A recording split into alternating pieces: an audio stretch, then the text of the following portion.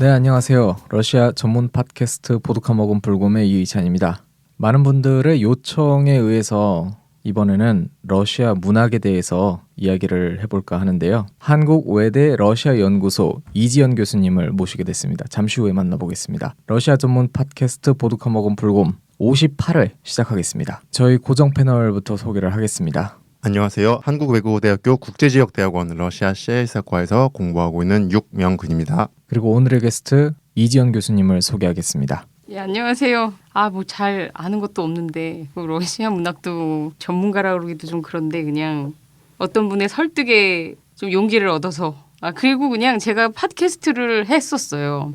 그래서 그거 하나만으로 이 장르에 익숙하다는 이유만으로 그냥 너가 가 거의 이러시더라고요. 그래서 또 이게 되게 좋은 것 같기도 하고 이렇게 점점 이렇게 유명해지는 거 이런 걸 이렇게 옆에서 조금씩 보고 있었거든요. 그래서 이게 참 흥미로운 청년들일세 뭐 이런 생각도 좀 하다가 우리가 사실 러시아 문학 이러면은 제일 먼저 머릿속에 떠오르는 거는 뭐 도스토옙스키, 톨스토이 이런데 이 외에도 또 많은 것들이 있다. 물론 나중에 도스토옙스키 얘기를 또 하게 되겠지만 이런 얘기를 그냥 좀 편안하게 해볼 수 있지 않을까 이렇게 생각을 합니다. 알겠습니다. 오늘 정말 기대를 많이 하고 있습니다. 교수님께서는 러시아하고의 인연, 어떤 인연으로 러시아를 전공하시게 되고 또 인연을 맺게 되셨는지. 제가 이지망이에요.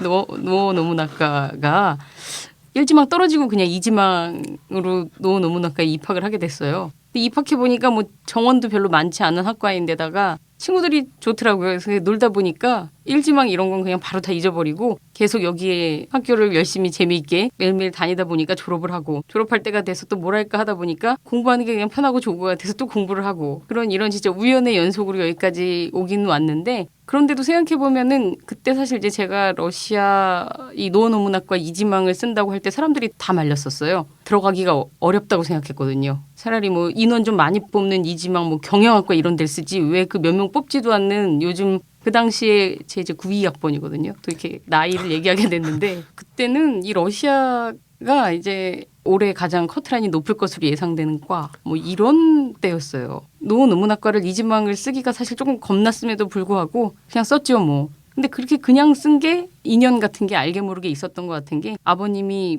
북한에서 태어나셨는데 그러니까 만주에서 태어나셨죠 사실. 근데 할아버지도 러시아어를 하셨다고 그러더라고요. 예전에 이제 북한에 계시면서 작은 할아버지는 이 러시아어 통번역 이런 거를 또 하셨었다고 그래요. 그리고 우리 아빠도 보면은 뭐 아진드바 뜨리 치뜨리까지 아시거든요.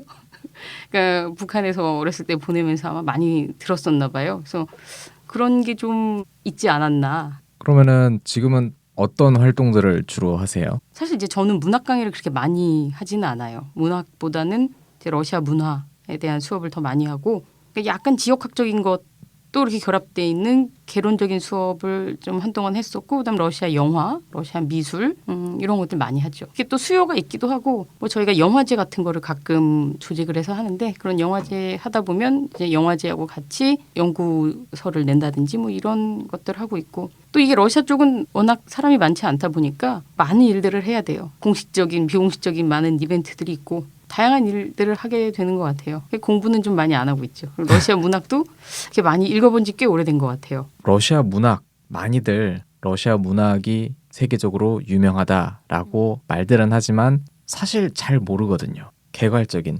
전체적인 러시아 문학에 대한 이야기를 일부에서 한번 나눠봤으면 좋겠습니다. 그 교수님께서는 이미 팟캐스트에 대한 경험이 사실 있으신 분이시잖아요. 네, 근데 달라요. 살롱 안드로메다라는 팟캐스트인데 제목을 들어보셔도 아시겠지만 개념이 없어요. 거기는 막 서로 막 말을 하려고 막 이러는 게다가 막 반은 농담 반은 웃고 떠들고 완전 난리 치면서 막 수다를 떠는데 네. 그래서 나는 여기도 그런 거구나 이렇게 생각을 하고 사실 이렇게 딱히 정리를 하면은 더 나쁠 수도 있겠다 이 생각을 막 오늘 아침에 이제 곰곰이 있다가 그러고 왔는데 생각보다 이렇게 정말 정돈이 좀 너무 돼 있으니까 약간 어색한 네. 이런 게 있긴 해요. 그런데 저희도 초반에는 좀 막 떠들고 했었거든요. 네. 하여튼 저희가 뭐 최대한 좀 네. 편안하게 해드리도록 하겠습니다.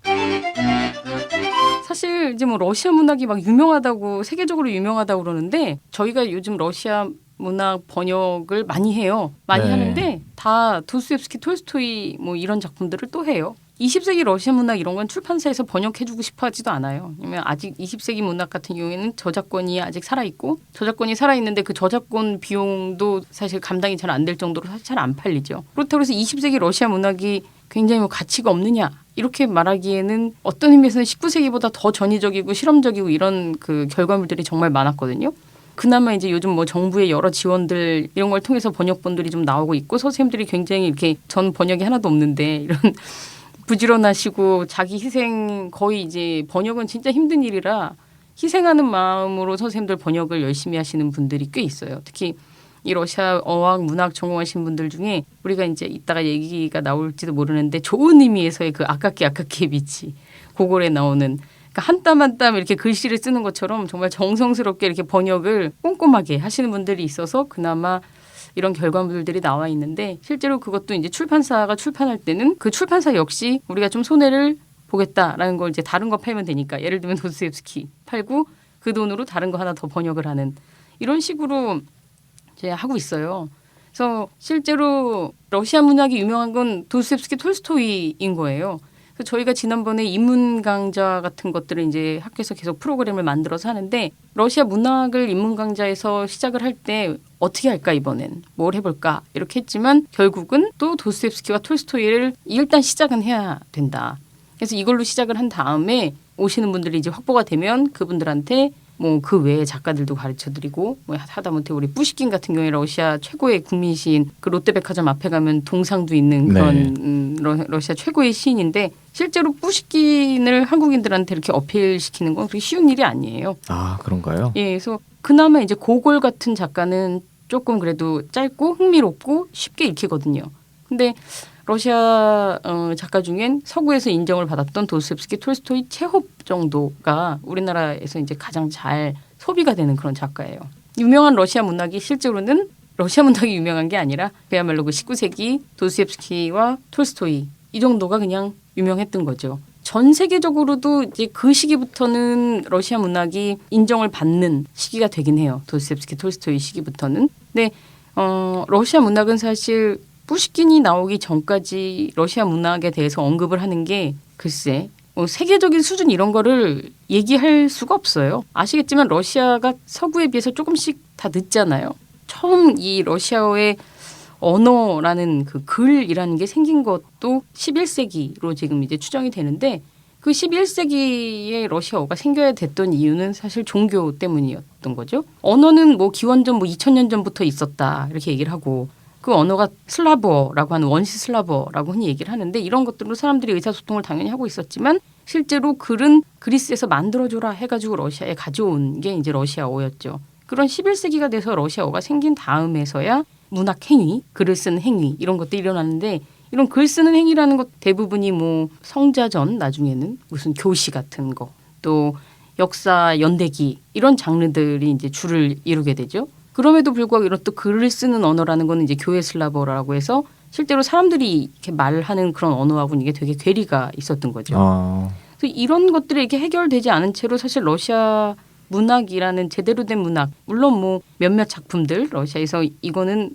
러시아 문학의 기념비적인 작품이다라고 하는 것들이 있어요. 뭐 몇몇 연대기들 그중에 또 제일 유명한 게 뭐 예를 들면 이고리 원정기라고 그게 이제 이고리 공이라는 오페라로도 나중에 이제 러시아 국민음악파에서 만들어져서 그나마 좀 알려져 있는 이 이고리 공 같은 작품이 있는데 이 이고리 공 같은 경우에도 만들어진 거는 이제 1185년 추정이 되는데 제가 정확히는 모르겠지만 이게 발굴이 되고 이런 게 거의 1800년이 다 돼서였거든요. 그리고 그때 1800년에 이거를 발굴했을 때 그 판본이라는 것도 러시아에서 이 고대 문학 하시는 분들은 계속 이런 판본 논쟁을 하기 때문에 제가 잘은 모르겠지만 그것도 11세기 고 원본이 아닌 거로 알고 있어요. 한 14, 15세기쯤에 누군가가 한 번씩 베껴 쓰고 또 계속해가지고 또 쓰고 하는 게 이제 고대 문학의 관행이었으니까 이것들을 이제 그제서야 이제 발견해서 발굴해낸 거죠. 뿌시킨이 1799년생인데 러시아 문학이 이 전까지 뭐 문학이라고 할 만한 분명한 뭐 뭔가가 있었다라고 보기는 사실 굉장히 힘들어요. 뿌시킨을 기점으로 러시아어도 많이 바뀌었다라는 얘기를 하시더라고요. 러시아어가 몇 번의 이제 변화를 겪는데 예전에는 다이글로시아라고 그래가지고 이 교회 슬라브어하고 일반 언어가 분화돼 있으면서 서로 기능적인 역할들이 있었어요. 교회 슬라브어의 역할이 있었고 일반 슬라브 원시 러시아어라고 해야 되나? 고대 러시아어의 역할이 있어서 이게 이제 여러 역사들을 겪으면서 서로 이렇게 흡수돼 들어가고 또 영향을 주고 하긴 했지만 전반적으로 러시아의 문체의 구분이 있었어요. 상중하로 나눠 있는 가장 높은 언어는 당연히 교회 슬라브어적인 것이었을 거고 그거보다 조금 약간 공문서에 쓰는 언어라든지 이런 중문체라고 부르는 것들이 있었고 이런 거로 뭐 법령 같은 것도 썼을 테고 또 하문체는 이제 일반적으로 이렇게 말하는 이런 언어들이었는데 이게 이 경계가 이렇게 나눠져 있었던 거죠. 물론 여기 이제 뾰트르 대제 개혁 때 언어가 한번 뭐 많이 바뀌고 또 네. 러시아의 많은 단어들이 이제 프랑스어의 영향으로 만들어지거든요. 깔기라고 부르는데 뭐 예를 들면 프랑스어의 단어를 가져와요. 그 단어를 이 형태수별로 분절을 해가지고 이걸 러시아어 단어로 바꾸는 거죠. 뭐 프랑스어지만 영어처럼 읽으면 인플루언스 같은 단어인데 여기 인이라는 건 러시아어로 당연히 부로 바꾸고 플루언스 할 때 플럭스 이거는 이제 흐르는 거니까 러시아어에 흐르다에 해당하는 리찌로 바꾸고 뒤에 언스 할 때 이 스는 명사형 어미니까 이걸 러시아어 명사형 어미 니에로 이렇게 바꿔서 나온 단어가 예를 들면 블리아니에 이렇게 되는 거죠. 이런 조어가 또 굉장히 많이 일어나면서 러시아어가 또 한번 프랑스어의 영향을 받으면서 한번 또 아시겠지만 우리 러시아 그 소설 보다 보면 막 불어로 얘기하잖아요. 귀족들이. 네. 네. 아 러시아어 너무 구려 뭐 이런 생각을 한 거예요. 아 왜 우리는 발음도 막 루르르 뭐 이러고 프랑스 얼마나 좋아요. 막 주댐무 막 이런 거 좋잖아. 그래서 프랑스어로 얘기를 하고 싶었던 것 같아요. 거기에다 또 프랑스 문화가 또 갖고 있는 이미지와 입지가 확실했잖아요. 유럽 문화에서. 유럽 지도가 막 바뀌는 걸 보면 프랑스 땅만 그래도 제일 안 바뀌고 있었던 것 같아. 이 프랑스 문화에 대한 동경 같은 게 있었어요. 그게 이제 뿌시킨보단 조금 전에 러시아 문학을 얘기할 때 감상주의라는 걸 얘기하는데 가엾은 리자라는 작품에 대해서 아마 러시아 문학을 전공한 학생들은 한 번씩은 들어봤을. 농촌 처녀가 뭐 귀족 도련님을 사랑하게 되는 그 리자 이야기인데 이 까람진 같은 사람이 그 프랑스화 러시아어의 굉장한 그 프랑스화를 주도했던 사람 중에 하나예요. 그 뿌시킨보단 조금 더 이전이죠.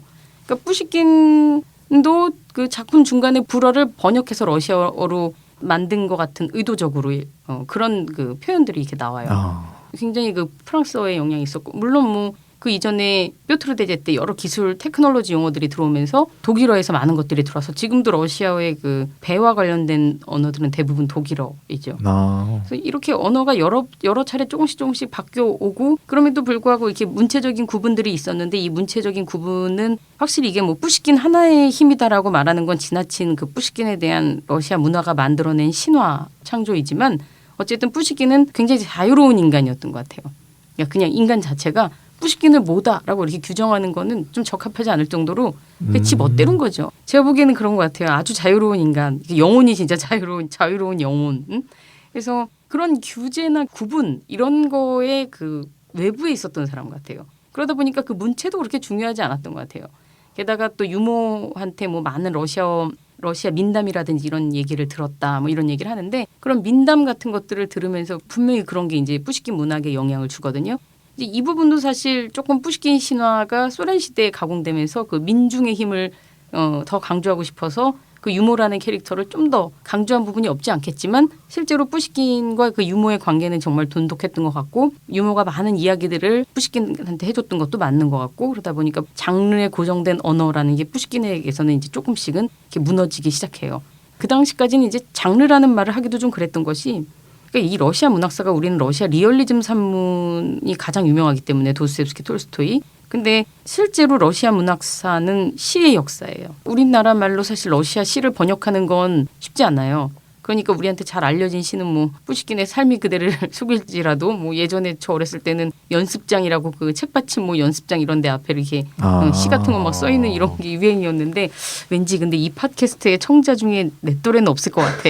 우리 학생들이 듣고 있을 것 같아. 어디선가 우리 선생님 나온다 막 이러면서 그런 그 시 번역이 좀 참 궁색한 일이기 때문에 잘 알려지지도 않고 번역하기도 힘들고 그렇지만 실제로 러시아 문학사는 시의 역사였고 처음에 이제 예카제리나 여제 계몽군주가 되고 싶었잖아요. 예카제리나 여제가 그때 해외로 이제 뭐 유학을 갔던 로모노소프 같은 사람들이 우리 러시아어는 시 쓰는 방식이 없는 거예요. 시가 그때까지 없었다고 생각을 해야 겠죠.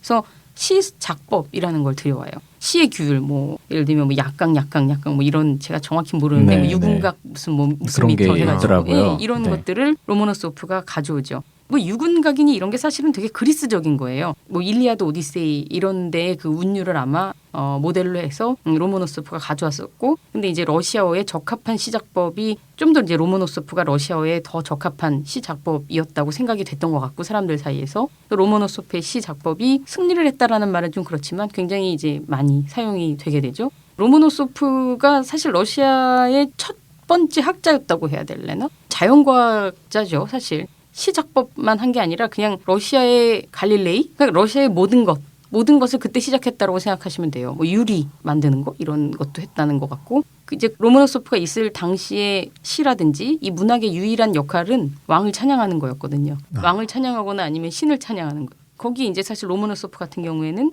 자연 현상을 찬양하는 북극광이라고 해서 오로라를 찬양하는 이런 도대체 찬양보다도 로모노소프가 그 오로라라는 현상에 대해서 과학적인 궁금증을 갖기 시작하거든요. 그런 궁금증을 도대체 이건 무슨 현상이란 말인가 이런 걸 이렇게 시로 써놓은 그런 오다 장르도 있어요. 이것도 이제 예까지리나 여제에 대한 신화이지만 로모노소프가 뭐 굉장히 뭐 어촌의 가난한 어부의 아들인데 로모노소프를 해외 유학까지 시켜서 러시아 최고의 학자로 만들어낸 뭐 이런 얘기를 하죠. 예까지리나 여제 시기가 그래도 뭐 교육적인 평등이 좀 보장된 사회였다 이런 말을 하기도 하는데 실제로 로모노소프가 또 그렇게 막 가난한 그런 어촌 그 어부의 아들은 아니었다라는 말도 있어요. 정확히 알 수는 없는데 그런 로모노소프 같은 사람이 그래도 나올 수 있었던 건 로모노소프에게 주어졌던 교육의 기회, 특히 외국에서 교육을 받게 한 그런 기회였죠. 러시아어를 아까 처음 얘기할 때 그리스에서 이 러시아어를 글자를 만들어줘야겠다라는 생각을 하면서 키릴과 메토디우스라는 사람이 이제 이 언어를 만들어서 러시아의 종교의 포교를 위해서 가져오는데 여기에 대해서도 어떤 학자 같은 경우에 러시아 문학은 완전히 외래로부터 온 것이다 라고 이렇게 주장하는 사람이 있는가 하면 또 어떤 사람은 실제로 이 언어가 있기 전에 러시아에 언어가 있었다라는 증거가 있다라는 말을 해요. 남아있는 건 없지만. 지금 드러나는 것만으로는 확실히 러시아 문학은 이식된 거죠. 어떤 의미에서 처음에는 종교를 통해서 그래서 이렇게 종교 문학으로 정착이 돼 있다가 중간에 물론 이고리 원정기 같은 작품을 아까 보면 그 슬라브 전통 그 신화에 대한 이야기가 되게 많이 나와요. 아시겠지만 러시아에 종교가 들어오기 전에 기독교가 들어오기 전에 러시아 고유의 이교라고 그냥 이렇게 얘기하지만 그 이교라는 것도 이미 그 정교를 먼저 이제 전제로 하고서는 만들어지는 말이잖아요. 이교, 다른 교. 근데 그런 전통적인 종교가 있었는데 그 종교의 신들이 있어요. 그러니까 고유의 약간 제우스 비슷한 벨레스인가 뭐 이런 신도 있고 이런 그 신을 이고리 원정기에서 그 이고리를 뭐 벨레스에 비유를 한다든지 그 부인을 다시보그에 뭐 비유를 한다든지 러시아 전통 그 신앙 같은 게 여기에 이렇게 반영이 돼 있어요.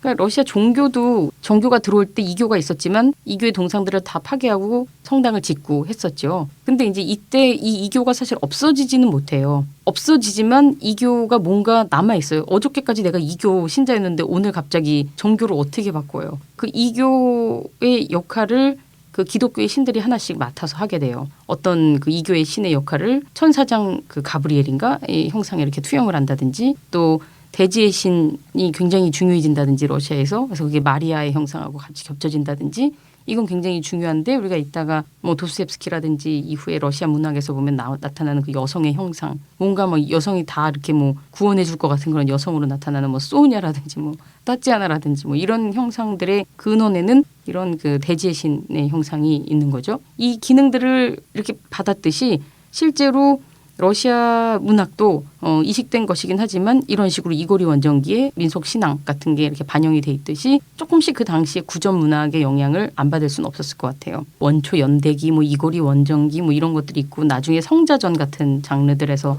아바쿰의 성자전 이런 것들이 이제 그 당시에 대표적인 그 작품들일 텐데 또 약간은 그 장사하던 무역업에 종사하던 사람이 쓴 여행기 같은 작품들도 조금 이제 서서히 나타나기 시작하고 그 17세기가 되면 민주 풍자 문학이라는 그런 장르가 나타나요. 그 민주 풍자 문학이라는 거는 데모크라틱 그다음에 세타이어인데 종교 텍스트를 가지고 패러디를 했던 이런 장르들이 16세기가 되면 이미 나타나고 이런 장르들의 언어는 교회 슬라브어하고는 좀 달랐어요. 그러니까 흔히 그 사무 언어라고 하는 약간 중문체적인 이런 언어로 교회 슬라버로 이렇게 하는 예배 의식 같은 거를 뭐 술집에서 예배를 드리는 거예요. 미사 같은 슬루즈바를 드리는데 거기서 그 뭐 술집을 비판하고 이러는데 아시겠지만 미사나 이런 데는 틀이 있잖아요. 언어의 틀. 그거를 교묘하게 이렇게 그 용어를 가지고 오면서 비꼬았겠죠. 이래가지고 만든 좀 독특한 교회 텍스트가 경전이 이미 된 다음에 뭔가 경전화가 되어야 그 다음에 거기에 대한 패러디가 만들어지는 건데 이런 교회 텍스트가 완전히 경전화가 되고 러시아 문학은 러시아 그림이 그랬듯이 전부 이콘이 그 회화의 그 다수였잖아요. 안드레이 루블요프 뭐 이럴 때까지도. 계속 종교적인 텍스트가 있었지만 그 민중에서는 그런 종교적인 텍스트를 가지고 사실 문학도 약간 유희라고 생각한다면 이게 문학의 시작일 수도 있는 거죠. 그렇게 있다가 이제 개혁 이후 계몽군주 외국 문학의 영향 같은 것들이고 특히 이제 아까 프랑스 문화의 영향, 프랑스어의 영향에 대해서도 얘기했는데 또 그리스 라틴 문화에 대한 그런 신화 같은 거는 또 러시아가 약간 컴플렉스 같은 거잖아요. 비잔틴의 영향 같은 거 당연히 종교 문학이 먼저였으니까 비잔틴의 영향이 당연히 있었고 이렇게 하면서 뭔가 그 러시아 문학이라는 게 어쨌든 만들어져 가고는 있는 거죠. 황제를 위한 문학이었어도 어쨌든 시라는 형태, 송시라는 형태로 황제에게 바치는 그 글을 쓰고 또 소설이란 장르는 사실 굉장히 늦게 나타난 장르예요. 시는 있었고 송시가 있었고 뭐 친구가 죽으면 친구를 애도해야 되니까 이런 비가라는 장르가 있었고 또 이런 비가라는 장르는 원래 굉장히 원초적인 장르죠. 왜냐하면 우리나라에서도 뭐 장례를 하면 당연히 곡이라는 게 있잖아요. 그 곡은 되게 리듬이 있어요. 뭐 이제 가면 오야 뭐 이런 거 있잖아요. 그런 것처럼 그런 리듬이 러시아에도 있었다고요. 민중에. 근데 그 17세기 아까 그 민주풍자 문학이라는 얘기를 할 때 그게 이제 그래도 좀 흥미로운 현상인 것이 공식적인 문학은 아니었던 거죠. 우리도 왜 보면 그 인터넷에서 이렇게 돌아다니는 뭐 막 패러디 문학 이런 거 많잖아요. 그게 더 재밌잖아요. 사람들은 그걸 이제 구전하면서 막 듣고 있었던 거죠. 이콘에서도 보면 이콘이 있고 이콘을 우리 집에 나도 하나 걸고 싶은데 이콘은 비싸요. 왜냐하면 직접 하나 한 땀 한 땀 다 그려야 되니까. 근데 뭔가 이콘 비슷한 걸 걸고 싶으니까 민중 사이에서 루복이라는 장르가 나오거든요. 루복은 파나예요. 파나의 특징은 하나만 파놓으면 계속 찍을 수 있는 거죠. 그러니까 이콘이 되게 싸져요. 그래서 그런 싼 버전의 민중 예술인 루복이 나오니까 그 루복이 처음에는 그 종교화 같은 것들을 그리더니 나중에는 뭐 풍자도 하고 뾰트르데제 시기에 이렇게 수염을 이렇게 자르는 그림이라든지 이 보드카 먹는 불검의 그 그림은 뭔가요? 그것도 약간 그런 루복 양식으로 이렇게 만들어져 있거든요. 그게 이제 민속 파나 양식 같은 건데 네. 그런 것들이 이렇게 만들어진 것처럼 문학에서도 그런 비슷한 현상이 이렇게 일어나는 거죠. 그러나 뭐 절대 군주가 있고 러시아 제국이었을 때는 문학은 황제를 위해서 봉사해야 되는 그 이전에는 신을 위해서 봉사해야 하는 그런 임무를 가지고 있었던 문학이었죠. 그게 뿌시킨 시대가 되면은 좀 달라지는 것 같아요. 19세기부터는 확실히 러시아 문학은 수준이 달라져요. 달라지지만 서구의 문학적인 전범이나 이런 것들로부터 자유롭다고 할 수는 없어요. 어쩌면 그 서구 문화의 영향이 가장 강했던 시기가 그때일 수도 사실 있는 거죠. 그 이전 시기보다. 그 이전 시기는 만약에 형식이었다면 예를 들면 뿌시킨의 초기에 쓴 시들 나중에 데카브리스트 혁명 때 그 뿌시킨의 시를 막 써가지고 이렇게 베끼고 그걸 이제 약간 구호처럼 읽어서 뿌시킨은 별로 그렇게 혁명적인 인간이 아니었음에도 불구하고 혁명에 앞장선 사람처럼 이렇게 돼버린 그런 뿌시킨의 시들 그 시는 사실 많은 경우에 아마 뿌시킨의 가정교사가 있었겠죠. 프랑스에서 오신 그분한테 배운 그 당시에 여러 가지 프랑스에서 유행했던 사상들 뭐 자연법 사상이라든지 이런 전제 군주는 안 좋다. 입헌 군주제로 바꿔야 된다라든지 하는 여러 가지 사회사상들의 영향을 받고 그런 가르침을 받았는데 이런 그 아이디어들 그러니까 철학 사상을 시로 그냥 뿌시킨이 재능이 있었던 사람이 확실히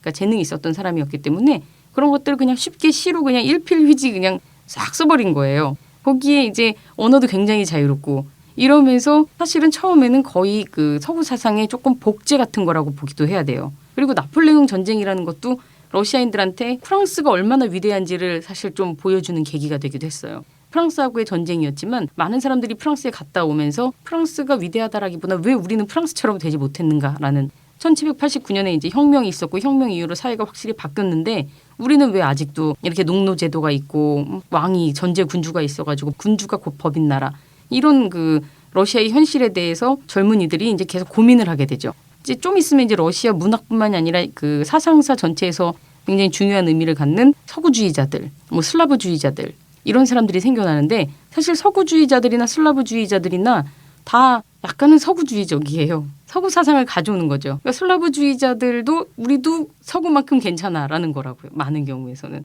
도스토옙스키 작품에도 그런 게 굉장히 많이 나오는데 도스토옙스키 같은 경우에는 서구 문학에 대해서 그러니까 서구 문화에 대해서 아주 적대적이었어요. 적대적인데 그 적대적인 게 약간 열등감으로 읽혀요. 그러니까 이런 열등감 왜 우리는 서구처럼 되지 못한다까지는 아니지만 우리 러시아도 괜찮아. 우리 러시아도 서구인데 뭔가 그 약간 서구에서 무시당하는 것 같은 그런 열등감. 이게 이제 그 지하 생활자의 수기 같은 그 도스토옙스키 작품에는 그런 게 좀 깔려 있거든요. 그러면서 도스토옙스키가 했던 말 중에 정확하게는 기억이 안 나는데 서구에서는 우리가 아시아지만 저기 동쪽에서는 우리가 유럽이다. 그러니까 우리가 결국 그 동쪽을 정복하고 동쪽을 계몽하면 우리는 그들의 서구가 될 수 있다라는 그러니까 결국 동양을 통해서 우리 러시아는 진정한 서구에 이르게 될 것이다 라는 이런 사상이 사실 발견이 되거든요. 아직은 러시아적인이라는 게 분명히 생겨나고 예를 들면 국민음악파 음악처럼 국민음악파 음악에는 분명히 러시아적인 색채가 있거든요. 음악이 더 빨리 러시아성이라는 걸 빨리 좀 만들어낸 것 같아요. 그러니까 신화적인 소재, 영웅서사시, 러시아 전통의 그런 것들을 주제로 차용하고 러시아 역사 거기에 분명히 그 무소르그스키의 전람회의 그림 같은 음악을 들어보면 처음 그 선율이 서양 음악에 어디에도 없어요. 물론 바하가 그 멋진 막 칸타타 이런 거 했을 때 러시아에서는 그 단선율의 그레고리안 챈트 비슷한 이런 거를 부르고 있었고 그림도 마찬가지예요. 막 이콘이나 그리고 있었고 항상 이렇게 이콘이 나쁘다는 건 아니지만 동일한 시기에 그려진 누구지? 보티첼리하고 이렇게 두 개의 그림을 이렇게 비교해서 놓으면 참 그 그냥 초등학생과 대학생의 차이 같은 이런 느낌이 좀 나거든요.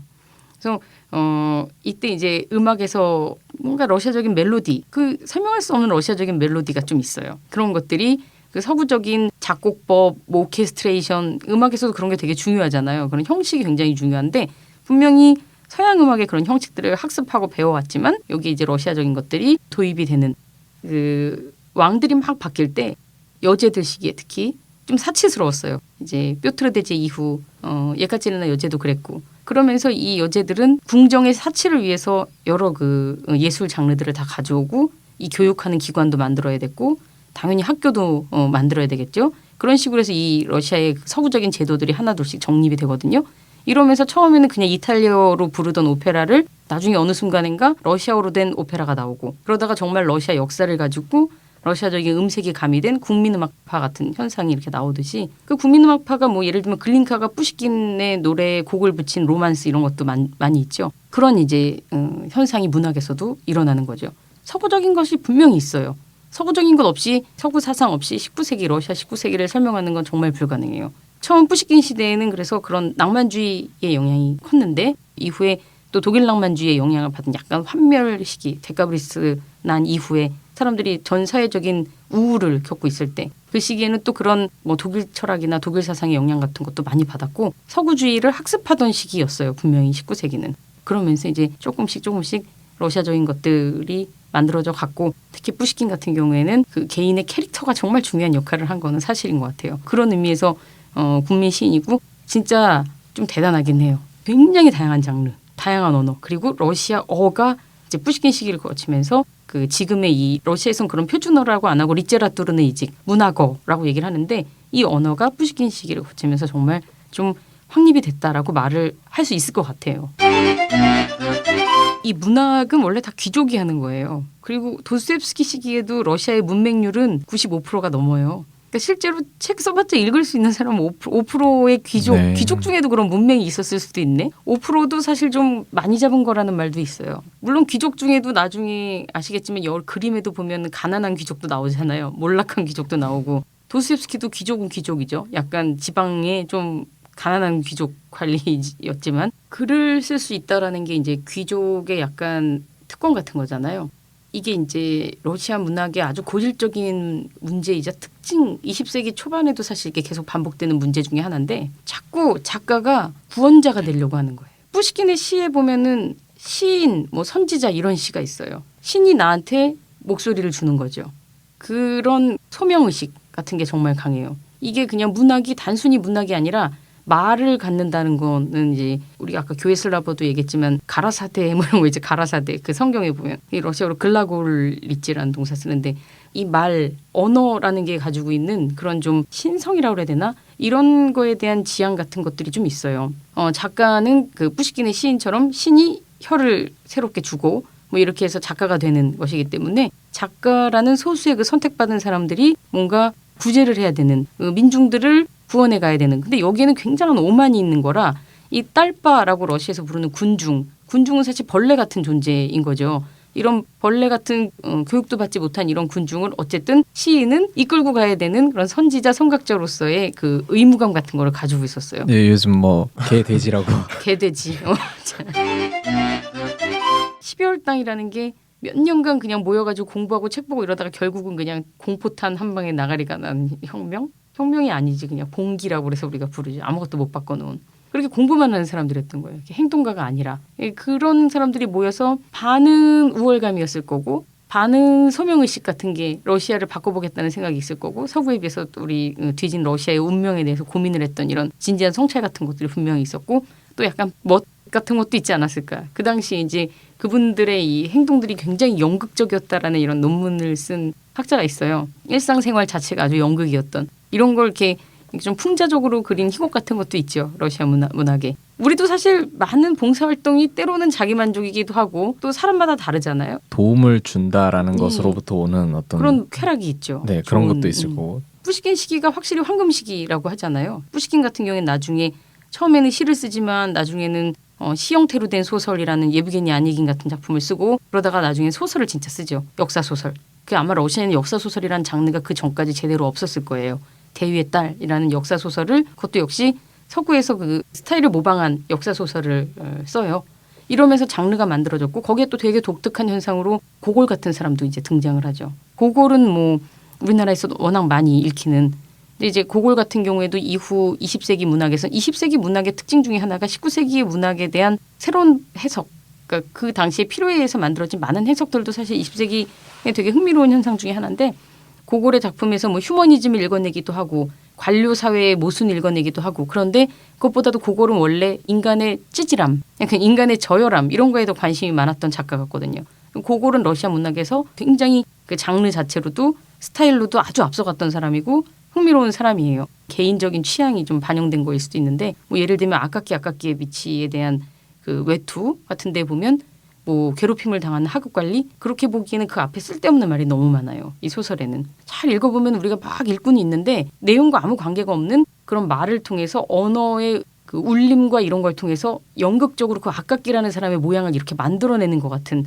그런 부분도 볼 수가 있어요. 이런 그 독특한 고골 같은 현상도 있었고 그러면서 이제 점점 이렇게 산문의 시대 리얼리즘 작가들을 이제 준비해 가게 되는 거죠. 그러면서 1861년에 러시아에서 농노 해방이 돼요. 아시겠지만. 1861년에 농노가 해방이 됐다라는 거는 러시아가 굉장히 좋은 사회가 됐다라는 사인이 아니에요. 예전에는 그래도 최소한의 먹을 거 걱정은 안 해도 됐던 이런 그 농노들이 토지를 임대해 가지고 농사를 지고 그 토지 임대료를 내야 됐는데 흉년이 되면 그 임대료를 낼 방법이 없었어요. 그렇게 되면 도망을 가기도 해요. 그럼 도시 뒷골목으로 이 사람들이 들어가면서 도시가 조금씩 러시아에서 발달을 하기도 했고 빈민 계층을 또 만들어내기도 해요. 농노 해방이 꼭 그렇게 우리가 흔히 생각하는 긍정적인 효과만 낳은 것은 아니라고 볼 수 있겠네요. 황제가 처음에 농노 해방이라는 아이디어를 가지고 그걸 추진했을 때 그 아이디어 자체는 개혁적인 거라고 생각은 해요. 근데 그 여러 가지 시스템이나 실제 그 실행 과정에서 굉장히 아이디어라는 것들을 받쳐줄 만한 그런 제도는 아니었던 것 같아요. 특히 이제 도스옙스키 같은 경우에는 그런 도시 뒷골목, 도시의 그 빈민들의 모습을 진짜 실감나게 아시겠지만 도스옙스키 같은 경우에는 페체르부르크에 실제로 라스콜리니코프가 걸었던 길을 우리가 따라가 볼 수가 있거든요. 그 정도로 리얼하게 그 도시의 모습을 보여줬어요. 고골에게서도 그런 현상이 나타나는데 이게 또 러시아 문학에서 아주 중요한 것 중에 하나가 되는 페체르부르크 텍스트라는 거를 만들어요. 페체르부르크 텍스트라는 건 19세기가 되면 도시 빈민의 문제하고도 연관이 돼 있지만 원래 처음은 러시아의 그 정체성의 문제로 소급해서 올라가게 되거든요. 뾰트르 대제가 페체르부르크를 만든 거예요. 딱 만들었을 때 그 도시의 느낌이 모스크바 막 이랬는데 오늘부터 이 도시는 페체르부르크라고 그래. 우리 같은 경우에 여기 원주, 전주 있는데 옆에서 갑자기 뭐 요코하마 뭐 이런 거, 뭐 도키오 뭐 이런 거를 넣는 그런 느낌이라고요. 우리나라 말에 없던 이상한 무슨 부르크 뭐 이런 도시가 게다가 그거 짓느라고 그 많은 사람들이 막 죽어 나갔죠. 심지어 도시를 뾰트르 대자가 이렇게 손바닥에서 싹 만들어가지고 하루 아침에 딱 땅에다 내려놓은 것 같았다라는 이런 회상이 있기도 해요. 그러니까 이 도시가 갖고 있는 겉은 아주 아름답게 정비돼 있지만 뭔가 조금 악마적인, 그러다 보니까 뾰트르 대제는 러시아 문학사에서 두 가지 형상을 늘 갖게 돼요. 청동 기마상에서도 왜 기마상 때문에 죽게 되는데 나중에 예비게니가 그런 것처럼 페체르 조물주이지만 적그리스도라는 그 이중적인 의미를 이 뾰트르가 갖게 되고, 페체르부르크라는 이 공간 자체도 러시아의 그 서구적인 지향을 보여주는, 유럽을 향해서 난 창이고 진짜 러시아의 발전된 문화가 꽃피운 정말 대리석의 고전주의 양식의 도시이지만, 강변의 그 대리석 뚝 뒤로 조금만 와서 보면은 그 센나야 광장의 그 시장에 아주 막 그 진짜 고통받는 이 민중들이 같이 살고 있는 더럽고 냄새나는 막 이런 도시라는 이 이중의 그 이미지가 만들어지거든요. 그래서 이런 그 페체르부르크 텍스트라는 건 푸시킨에게서도 약간 나오고 고골에서 나오고 또 도스토옙스키에서 굉장히 강하게 나오고, 이건 20세기에도 계속 이어져요. 페체르부르크 마스크바 해가지고 뭔가 마스크바가 아로 끝나니까 여성성, 성모의 형상처럼 이렇게 구원, 러시아 문화의 진정한 구원이고, 원래 이제 옛날 신비주의 종교 이런 데서는 남성성과 여성성이 이렇게 합일이 잘 돼야 되는데, 사실 이제 여성성이 있어야 이게 구원을 받을 수 있는 합의를 향해서 나아가는데, 구원의 공간으로서의 모스크바와 여기에 대비되는 페체르부르크라는 좀 사악한 공간으로 이렇게 나눠지기도 해요. 무슨 20세기가 되면, 그때가 되면 진짜 러시아 문학뿐이 아니라 미술, 뭐 음악 모든 것에서 러시아가 드디어 열등감을 내려놓아도 되겠다 싶을 정도의 성취들이 있어요. 그 당시 이제 미술에서 다 잘 알고 있을 뭐 칸딘스키, 말레비치, 뭐 샤갈 이런 러시아가 자랑스러워하는 그런 러시아의 미술가들은 서구의 무슨 추상주의 이런 것들을 훨씬 앞서가죠. 나중에 실제로 그 중에 어떤 사람들은 독일 그 바우하우스 같은 데 영향을 실제로 주기도 했고, 아주 실험적이고 혁신적인 진짜 아방가르드라고 하는 그런 현상이 나타나게 되죠. 아방가르드는 최전선, 그러니까 전쟁의 그 선두에 쓴 사람들이란 뜻이죠. 그래서 그런 문화적인 그 선두에 쓴 사람들이 생겨났죠. 문학 같은 경우에는 19세기하고 무관하지가 않아요. 20세기 같은 경우에는. 그러니까 19세기 말에 사회가 정말 혼란스러웠거든요. 거기다 항상 세기말이 되면 그 세기말의 혼돈이라는 이상한 종말론 같은 게 이제 생겨나요. 혼란에 대처하는 두 가지 방식이 있어요. 그러니까 예를 들면 내일 지구가 망한다 할 때 두 가지 삶의 태도가 나타나죠. 그래도 열심히 살겠다는 인간이 있는가 하면, 한 부류는 멸망하는데 뭐 다 때려쳐 이러면서 막 지금까지 안 해본 거 뭐 마약도 좀 해볼까 뭐 이런 그 막 사는 이런 사람들이 생길 거 아니에요. 그런 그 데카당스라고 부르는 썩은 거지. 그러니까 이런 퇴폐주의자 같은 사람들이 나타나는데, 그래도 이게 퇴폐주의의 특징 중에 하나가 유미주의, 굉장히 미학적이라는 거예요. 그래서 문학도 뭔가 아름다워. 근데 되게 퇴폐적인 이런 문학이 있었어요. 근데 이제 러시아인들의 아까 얘기했듯이 문학자들의 특징 중에 하나가 구원. 우리가 이제 세계를 약간 구원해야 된다라는 그런 구원의 사명에 사로잡혀 있는 이 러시아 문학가들이 그냥 그렇게만 머물러 있을 수는 없었던 거예요. 그래서 우리가 그냥 흔히 상징주의라는 그런 그 문학 조류가 생기는데, 여기에 대해서 진짜 상징이라는 그 예술 행위를 통해서 세계를 구원하겠다, 아주 강한 신념을 보여줘요. 물론 그게 잘 안 된다는 것도 동시에 보여주고 있지만, 구원에 대한 열망 같은 게 있었고, 이 사람들이 전부 다 혁명을 나중에 본인한테 해가 되는 거를 알고 있으면서도 혁명을 적극적으로 옹호했던 이런 그 세력들이 되죠. 다 잘 알고 계실 뭐 마야콥스키 같이 정말 혁명의 선봉에 서서 목청을 높여서 막 외치는, 지금까지 러시아 시에는 없었던 그 웅변가 같은 그런 시, 벽에다 이렇게 막 선동시 같은 걸 또 붙여야 되기 때문에 계단 모양으로 이렇게 만들어서 그 러시아 계단 이렇게 있는데 딱 붙이면 좋겠잖아요, 이 모양이. 그런 시 같은 거를 이제 만들기도 하는 그런 시적 실험 같은 것도 많았고, 이 많은 분들이 그런 혁명이랑은 참 상관없을 것 같은 시인데, 이런 분들이 전부 혁명을 옹호하고 찬양했던 사람들이지만, 실제로 1918년이 되는 순간 17년에 혁명이 일어나고, 그때부터 이 사람들은 그 뭔가 이제 회의 같은 걸 하게 돼요. 아시겠지만 혁명을 하는 순간 사실 혁명은 끝이에요. 계속 사람이 혁명만으로는 살 수 없어. 그럼 죽어요. 안정이 필요하잖아요. 혁명은 사실 부시는 거예요. 그러니까 다 부셔버리고 난 다음에 뭔가 새로운 세계를 건설해야 될 필요가 있을 때, 지금까지 이 혁명가들이 과연 그 사회에 적합한 인간이었던가. 그러니까 그 문학들하고 단절이 돼야 됐었고, 그런 문학이나 예술에 종사하던 사람들이 망명을 하거나 귀족에 대한 탄압이 있었고, 아까 말했듯이 우리 문학가들은 대부분 또 예술가들은 귀족인 경우가 많았고, 그러면서 이제 1934년 정도가 되면 사회주의 리얼리즘이라는 규범이 생겨나죠. 글은 이렇게 써야 돼라고 당에서 다 정해주는 건데 이게 이제 소련의 공식 문학 규범이 돼서 이런 규범에 맞춰서 글을 써야 됐어요. 그러니까 흔히 이제 우리가 얘기할 때 그 소련 시대는 문학이 없었던 것처럼 문학의 불모지, 뭐 사회주의 리얼리즘이라는 아주 틀에 박힌 문학만 있었던 시기라고 그렇게 생각을 하지만 사실 그거보다는 좋았던 시기라고 생각해요. 저는 분명히 굉장한 억압이 있었지만 그런 억압의 틀 내에서 그래도 문학 활동을 이렇게 사람들이 해갔던 시기였죠. 그러니까 러시아 문학은 한 번도 검열로부터 자유로운 적이 없었다. 심지어 러시아 문학을 만든 것은 검열이었다라는 말을 하기도 하는데 뿌시킨 시대부터 계속해서 검열이 있었거든요. 그 검열을 피해서 시를 쓰거나 이렇게 은유적인 것들을 쓰거나 이런 경우도 되게 많았어요. 이렇게 있다가 이제 페레스트로이카가 되고 나서 우리는 다 자유로우니까 러시아 문학이 굉장히 부흥할 것 같았지만 실제로 러시아 문학은 약간 억압 가운데서 꼽히는 러시아 문학. 그래서 오히려 그 페레스트로이카 이후에 물론 굉장히 내세울 만한 흥미로운 많은 그런 실험들도 있었고 새로운 작품들도 있었지만 오히려 그 이전보다 과연 지금 현대의 러시아 문학이 정말 좋은가에 대해서는 이렇게 조금 한번 생각해 볼 문제예요. 포스트 모던이라는 현상이 당연히 러시아에도 나타나죠. 근데 원래 포스트 모던이라는 그 서구에서의 포스트 모던은 모더니즘에 대한 반대였는데 러시아에서는 그 포스트 모던이라는 현상이 사회주의 리얼리즘적인, 그러니까 소련적인 것, 소련의 기호들을 어떻게 해체하고 그게 이제 더 이상 아무것도 아니다. 신화도 아니다. 뭐 굉장히 신화화된 것들이 얼마나 보잘것없는 거였나 이런 것들을 보여주는 그런 아주 유희적인 이런 작업들을 보여주는 경우도 많아요. 황금시기, 은세기 또 심지어 60년대 그런 그 바르드 시인이라고 하는 사람들이 막 이렇게 자기 시를 읽고 사람들 막 거기 모여서 공연을 듣고 이러는 시기를 또 동색이라고 하는 사람도 있거든요. 금, 은, 동이 전부 이제 시가 부흥하던 시기예요. 사실 러시아 문학사는 시의 시대로 구별해서 서술을 할 수가 있어요. 그럼에도 우리에게 더 잘 알려져 있는 건 당연히 소설이지만 시 번역이 어려운 관계로 우리가 공감할 수 없는 관계로 어쨌든 그렇게 러시아 문학사가 지금까지 요즘 문학에 대해서 없다. 뭐 러시아 문학이 뭐 별로다. 뭐 이렇게 말하기에는 사실 저도 별로 요즘 최근 것까지 이렇게 많이 읽어보지 않아서 말하긴 힘든데 러시아 인문학 전반, 그러니까 문학뿐만이 아니라 이런 데 대해서 그런 인문 정신 같은 게 좀 위기를 맞고 있다라는 생각을 러시아인들도 하기도 하죠. 러시아 문학이 언제부터 좀 러시아 문학이라고 할 만큼 성장을 하게 됐고 황금기를 맞았고 또 20세기 넘어와서는 어떤 발전사를 갖고 있는지에 대해서 다뤄봤는데요. 저 2부에서는 도스토옙스키, 정말 러시아 문학의 황금기를 대표할 만한 작가로서 작품과 도스토옙스키의 철학 이런 것들을 한번 다뤄보겠습니다. 수고하셨습니다.